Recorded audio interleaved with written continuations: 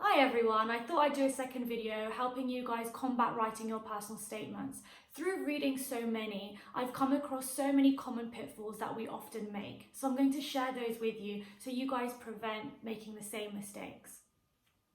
So I just want to go through a few tips first, and essentially the first one is about your word count. So depending on whether it's a 500 word count, 1,000 words, or you just don't have one, what we want to aim to do is have a very short introduction compared to the rest of your personal statement. Your introduction and your conclusion should be roughly around the same amount of words.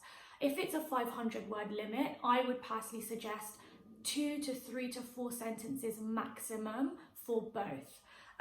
Then I do suggest you start discussing about your undergraduate degree in your second paragraph, and then the main bulk of your personal statement is going to be aimed and targeted at all the relevant experiences, voluntary work, employment, and also you can include things that are non-clinical as well.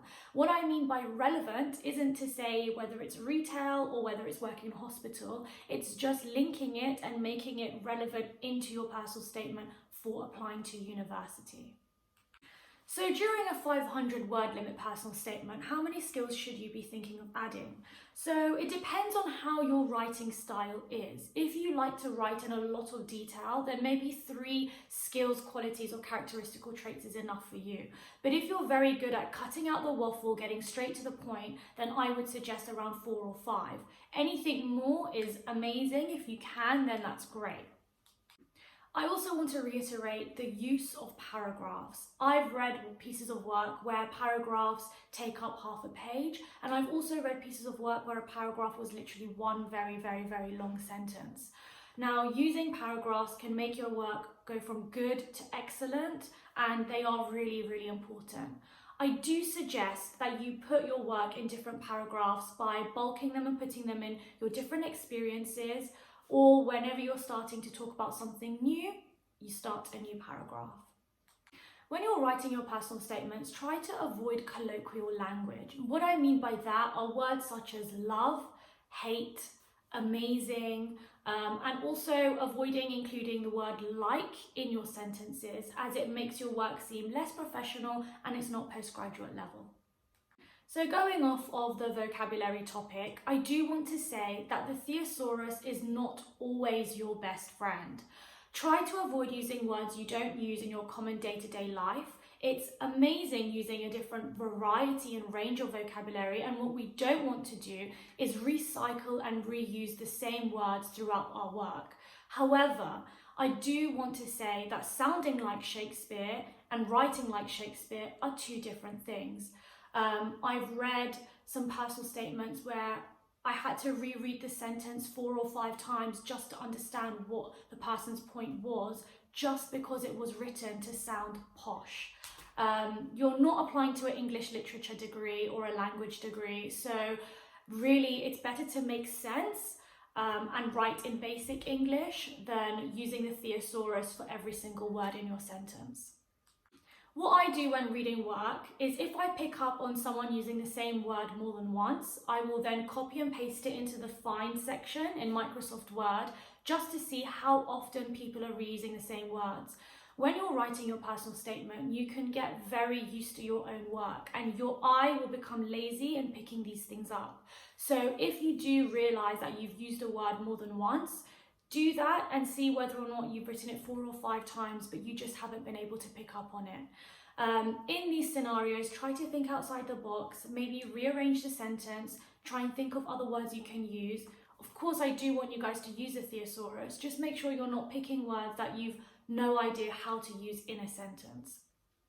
Often we can use words like essential, necessary, fundamental, significant, crucial. These words are really good to write throughout your personal statement because they're all synonyms of each other, but they all sound really good and give a lot of impact to your work. Okay, so now I want to discuss the PEE method. I know I covered this before in my previous video, but I just want to reiterate how important and how useful this is to use throughout the bulk of your personal statements. So what I want you guys to do is get a piece of paper, Split the piece of paper straight down the middle, and on one side of the piece of paper, write down all the skills, qualities, characteristics that you think you have as a good applicant for the course you're applying to. Things that are relevant, and they can be unique things such as resourcefulness, vigilance, resilience, data analysis. The possibilities are genuinely endless. There's no right or wrong skill that you have as an applicant for the course you're applying to.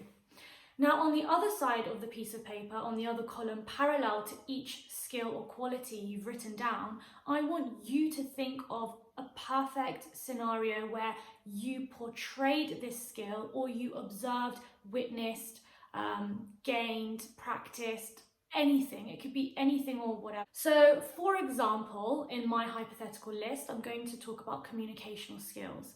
Now, the PEE method breaks things down. It doesn't mean that your point, evidence, and explanation has to be in 3 different sentences. It just means that in your explanation, you have to include each different section. So, my point is going to be that I've gained good communicational skills. My evidence is going to be where I gained this skill, and also an example of where I portrayed, witnessed, or observed this skill. Then the explanation is basically linking this skill back to why it's important for the program you have applied to. So, for example, I have gained good communicational skills through working for the NHS 111 service by explaining tasks to the public in emergency scenarios in a clear manner. For example, when explaining how to put people into the recovery position. So that was my point and my evidence. Now, my explanation is that this is an essential skill as a physician associate, as it often involves explaining management clearly to the patients, such as how to use an inhaler.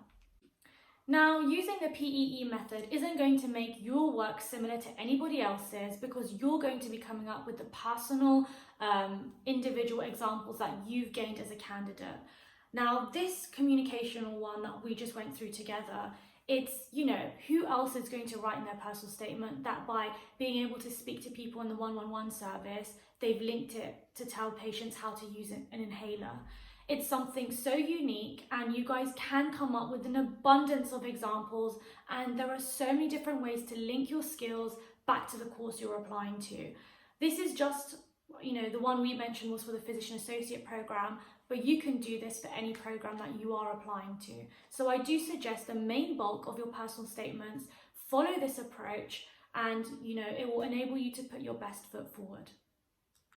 Thank you for watching my video. I do hope you enjoyed it. Please do like, share, and comment, and let me know if there's anything else you'd like me to include. I do offer a range of services to help with personal statement writing, such as personal statement reading and providing in-depth feedback. I also do provide one-to-one personal statement sessions and also personal statement webinars. So there is something out there for whatever level of support you require and you're looking for.